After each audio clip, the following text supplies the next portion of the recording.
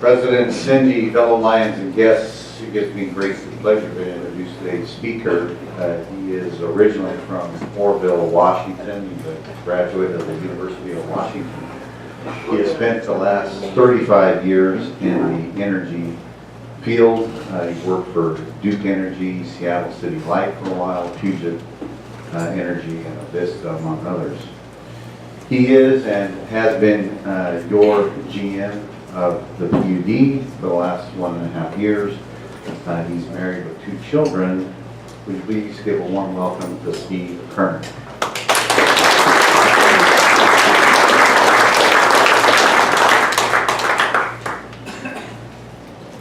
Good afternoon. I really appreciate the opportunity to come here, and I apologize if the overhead projector doesn't work. I probably should have brought a cable that fit on my laptop. But sometimes I like not to use graphics because I think you tend to lose the attention of folks. So I wasn't kidding about the helicopter incident.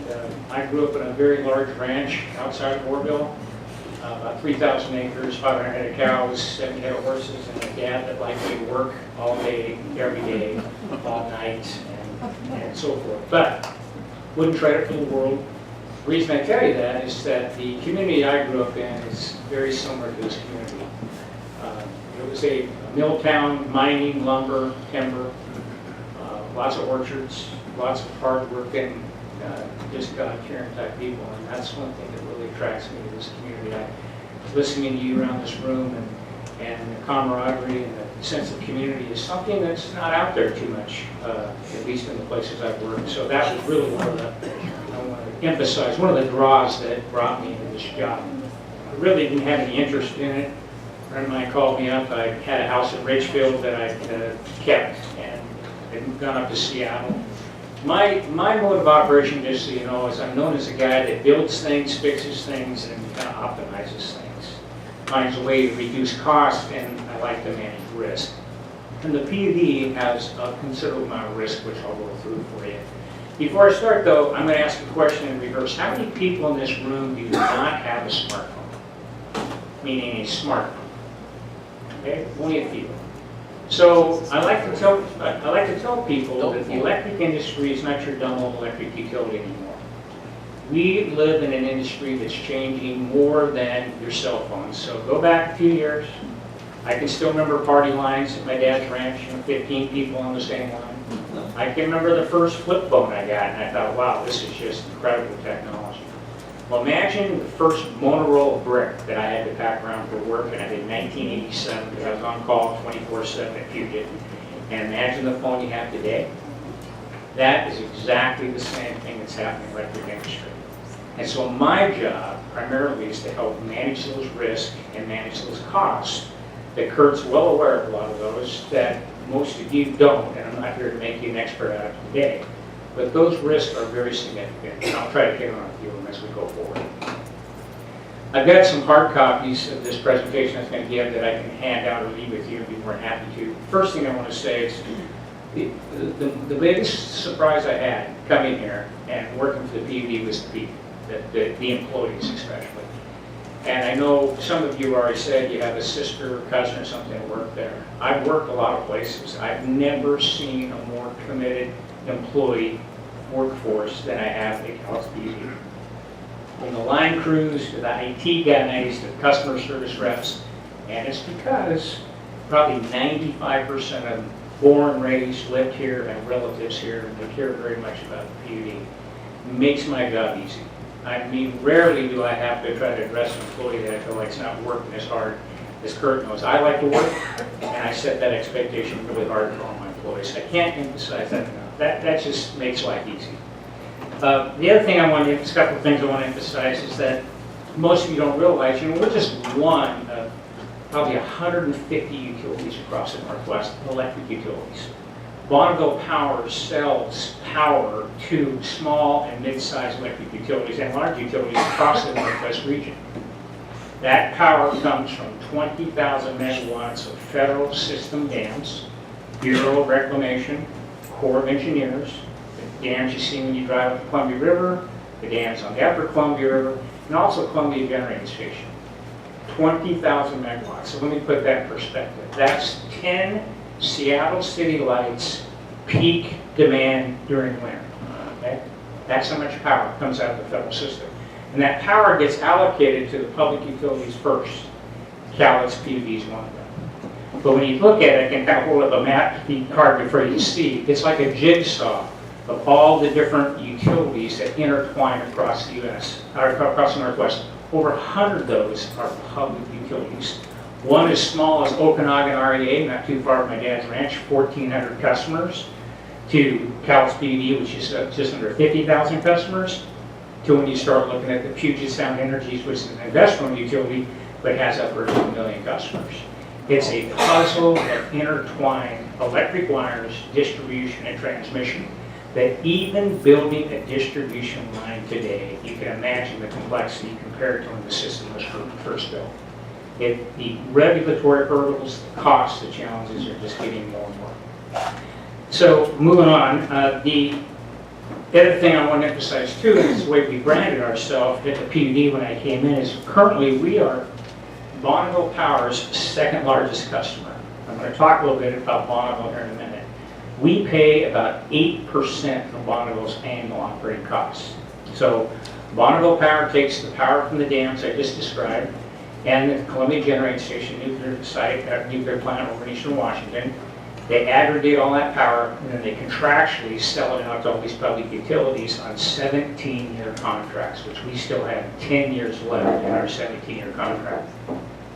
So Bonneville is just a remarketing agent. The other thing that Longview Power does is they operate probably 75% of high voltage transmission. Generation from large generating plants has to get to load centers. You can think of the Northwest, almost all the generation we have is located in eastern Washington or in eastern Oregon. All that power has to move from east to west over high voltage transmission and move north to south and south to north to basically bridge the gap between high concentrations of customers like Portland and Seattle and bring in generation from those remote areas. Bonneville operates most of that transmission system, which is really key because for us, we take delivery of 100% of our physical power from Bonneville Power, no matter who we get it from. So if we buy it from the market, we bring in our wind, we bring in our SWIFT project, we bring in power from eastern Idaho to manage our system. It all has to come through Bonneville. So we are very dependent on Bonneville, not just for supply from those federal system projects, but also for transmission. Our service territory is pretty combined. We are within the county, except for one small piece of load, a customer outside the county.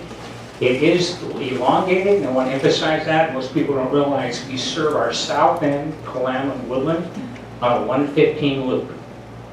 And that's probably the most precarious thing that we have from a physical system because that 115,000 kilovolt transmission moves down, loops down, catches those customer loops back. It gives us redundancy. That's the only odd thing about our system is the way it's stretched out on the river.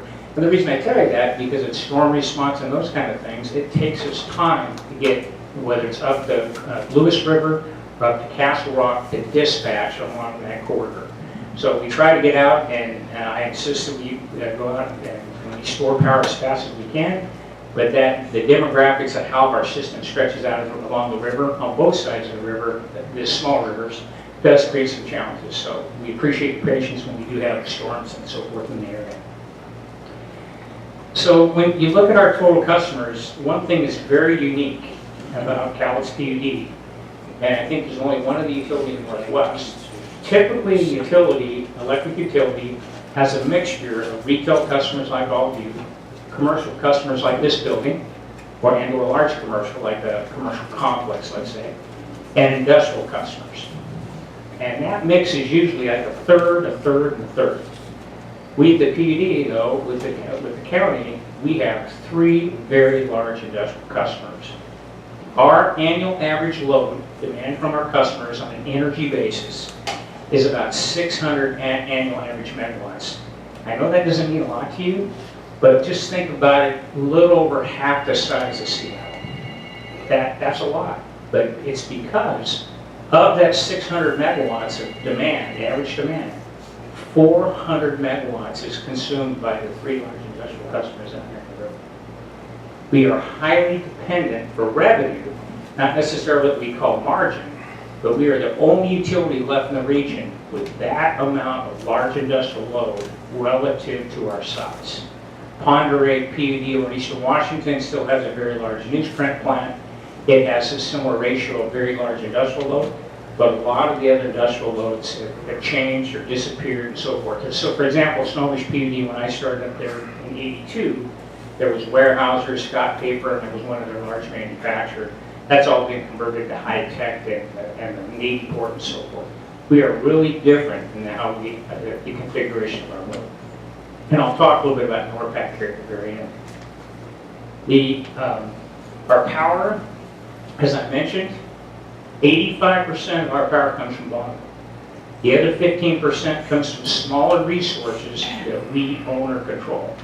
A couple of wind projects, our SWIP project, and a very small contractual purchase from Eastern Washington. All of our power comes from Bonneville. And that's important because when Bonneville raises its rates, it puts tremendous pressure on the PUD that we have to look at potentially raising our rates. And I'll talk about that at the very end a little bit.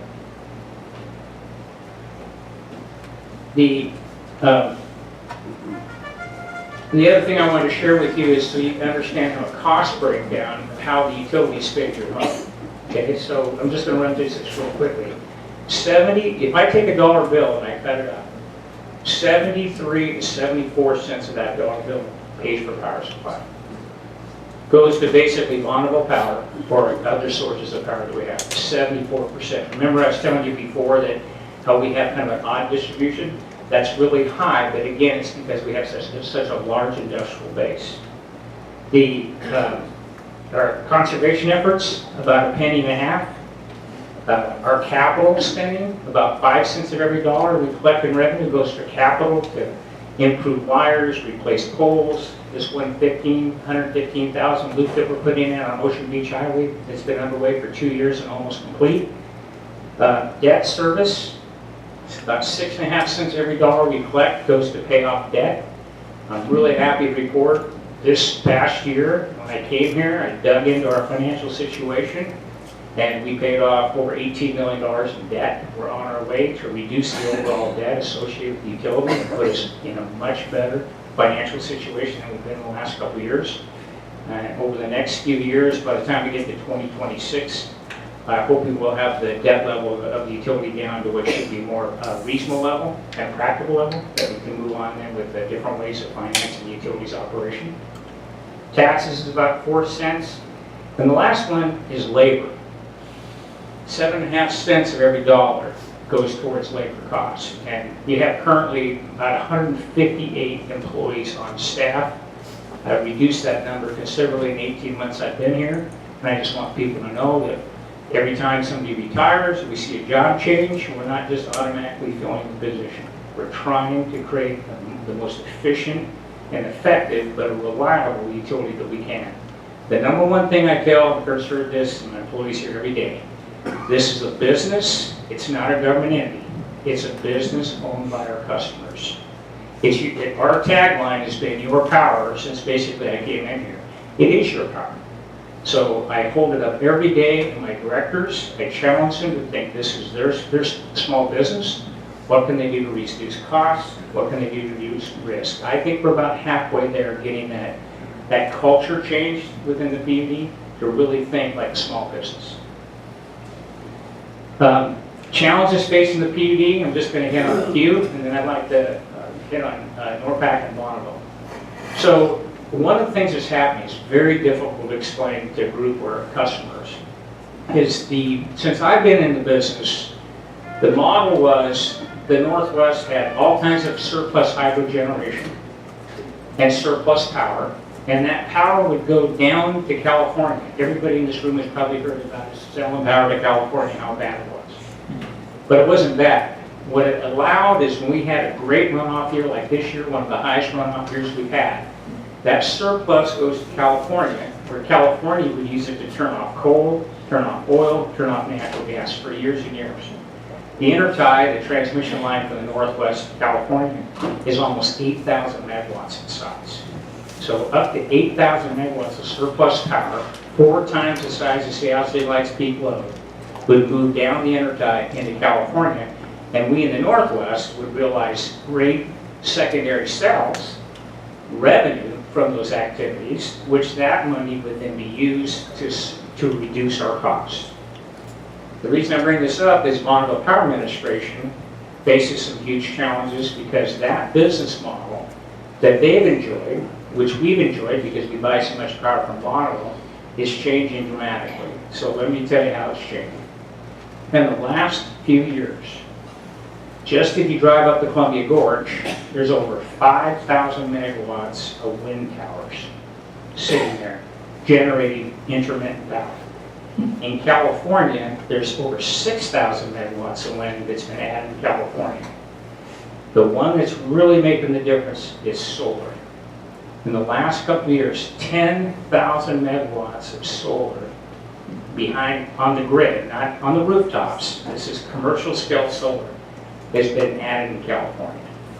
And why is that an issue for us? Because all that power, I told you that with high demand for California, the hydro base, the clean energy, low emission, green power that everybody wants, lower demand. Because all that solar and all the renewables that's being built in California, there's a lot less demand for that power. In addition to that, natural gas prices have fallen, so the dollars per megawatt hour, the unit charge that Bonneville used to make to sell surplus power, and the amount that the PUD makes selling surplus power has gone down by a couple $100 million a year. Those dollars come back in the form of potential rate increases by Bonneville, and that's what we're staring in the face now, with Bonneville facing upward pressure, not just to operate the dams and the fish and wildlife costs, but lower overall energy costs. And I need to put this in relative terms so you can understand it. We buy power from Bonneville at equivalent of $35 a megawatt hour. That's 3.5 cents a kilowatt hour. Okay? The current spot market, if we took that power and we sold it in the market, is approaching half that level. Where if you go back just 6 or 7 years ago, the spot market was $60, $70, $80 a megawatt hour, and you could easily take the federal system power at $30 and sell it in that marketplace and generate huge amounts of revenue. So how much control do we have over something like this? Not a lot, but we are squeezing out dollars the best we can. When I came on board a year and a half, we established a hedging program. We got out and sold in front of that dropping curve. Probably saved us several $1 million alone. And we're trying to find every way we can to enhance the revenue portion of our side so that we don't have to raise our rates. Bonneville has announced, and it went through a rate process, October 1st, this coming October 1st, Bonneville is raising our rates 5.5%. And I expect 2 years following that, there'll be another rate increase because of the dilemma I just explained to you, that energy in the secondary market is too cheap. And the reason for it is policies by our federal government and our state have created an oversupply of renewable resources, which has devalued our portfolio and devalued the Bonneville Power Administration portfolio. That's going to be a really tough road for us. But I just want to get out there in front of this so people understand we're going to have to manage through that the best we can. The last thing I want to share with you, probably all heard about NORPAC. Some of you may have worked for NORPAC. We've been engaged with NORPAC for the last 3 months, trying to help them find a way to keep their plant running at 100% production. The higher energy costs don't help. They've been subject to rate increases, probably 3 out of the last 5 years from Bonneville and from the PUD. They're in a very tough environment. Everybody here knows that NORPAC was sold just about a year ago. They're facing tremendous pressure on the paper side, and at the same time, energy costs are going up for them. So we've sat down with them, with Longview Power Administration. We've tried to find ways to exist our existing contract, which is very difficult to explain. But we bought power from Bonneville, the PUD, for a 17-year contract, which I mentioned earlier, runs for 10 more years. Weyerhaeuser, acting as NORPAC, bought a mirror contract of that for another 17 years as well. And why did they do that? Because at the time, Bonneville was half the market, And if you're a large industrial customer going, oh, I get a PUD, so you can sign up for 17 years of power for Bonneville, I want all that power I can get too. So they sign take-or-pay contracts with us. We sign take-or-pay contracts at Bonneville. All the public utilities cannot unwind, get out of their 17-year contracts for another 10 years. NORPAC is in that same position. Absent, if they reduce load, we're allowed to reduce our take from Bonneville. But we are entering into a contract dispute with Bonneville that you'll probably see more in the papers about here soon, where Bonneville is disagreeing with our load forecast and the amount of power that NORPAC wants to take. The message I want to leave with you all, though, is I think anybody from NORPAC, their management come in here, we've been very proactive, sitting down with Bonneville, sitting down with NORPAC, working side by side with them, because the number one thing I care about is the community. We're doing everything we can to keep every job we can in this community. And for those of you, I don't typically vote Democratic, I'm more of a conservative guy, or middle vote guy, but I will tell you this, Senator Cantwell, to her credit, 2 Sundays ago, spent almost 3 hours in her offices going through all the details and nuts and bolts of this issue. I have a lot of respect and admiration for her. She rolled up her sleeves, she came in here, her and Senator Murray and Jamie Guerrero's office, all three of them have been engaged trying to find a solution to keep that plant operating at a high level. So our commitment to PUD is going to do everything we can to help with that, but there's a lot of complexity around the contracts that we hold with Bonneville, the take-or-pay contracts, that doesn't give us a lot of latitude, because if I give them latitude, I've got to recover costs that you in the room would have to bear. And that's a really tough balance that we're in right now. So I'm not necessarily the bearer of good news, but I want to make sure you see it.